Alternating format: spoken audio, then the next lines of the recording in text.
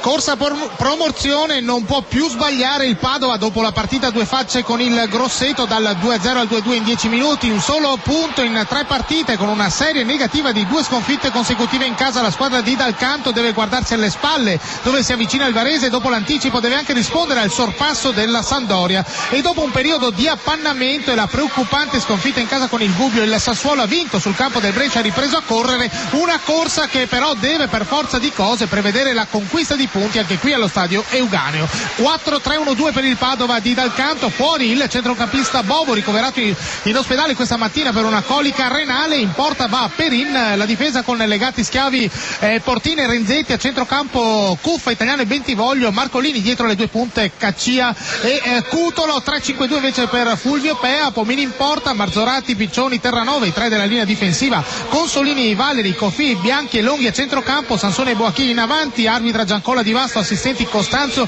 e Ciancaleoni. A Padova il cielo velato, si fa però vedere il sole, fa abbastanza caldo, temperatura sopra i 25 gradi, il terreno di gioco è in buone condizioni, sugli spalti circa 7-8 mila spettatori con una buona rappresentanza ospite. Studio. Toccato il pallone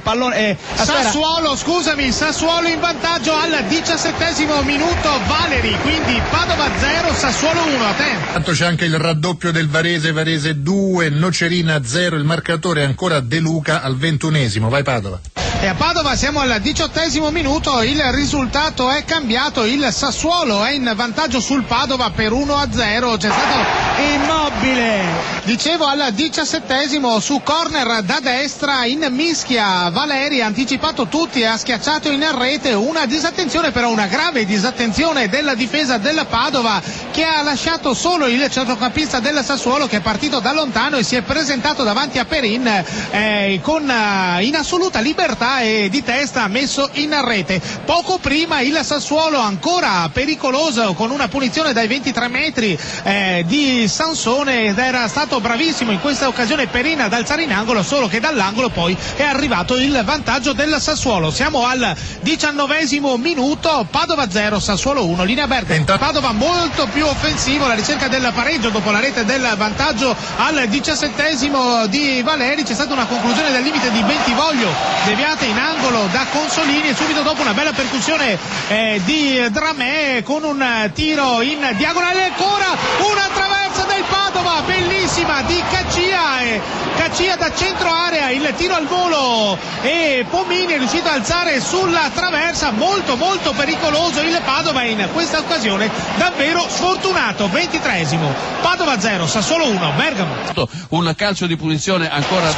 Calcio di rigore per il Sassuolo e anche espulsione di Trevisan, che ha fermato il pallone con una mano sulla linea di porta, quindi tra un po' chiederò la linea per questo calcio di rigore. Il Padova gioca in 9. Un minuto però. Scusami, è pronto Sansone a battere questo calcio di rigore, l'arbitro fa restare fuori dall'area i giocatori del Padova, il fischio dell'arbitro, il tiro con il destro, palo non ha realizzato Sansone, poi c'è stato un tiro di Coffi, ancora Perin è riuscito a parare, quindi la partita rimane aperta. Siamo al 38°, Padova 0, Sassuolo 1. A te. Controlla il pallone, fa passare gli ultimi, cerca di far passare senza correre i rischi gli ultimi 30 secondi di questa partita. Coffi, il Padova non ne ha più, non riesce a portare il pressing e quindi il Sassuolo riesce a controllare. Adesso un pallone in mezzo per Troy Agnello, 2, il Sassuolo va sul 2-0, gran gol, controllo di petto, pallone messo giù e poi il diagonale con il destro, e al 49° minuto, a 10 minuti dalla fine, il Sassuolo ci porta sul 2-0, un gran bel gol. Certo il Padova in 9 uomini ha cercato fino all'ultimo di recuperare, poi questo lancio, difesa del Padova sorpresa, non ci sono difensori di ruolo lì in mezzo, Troianello mette giù con il petto e poi con un diagonale destro supera Perin, l'incolpevole Perin.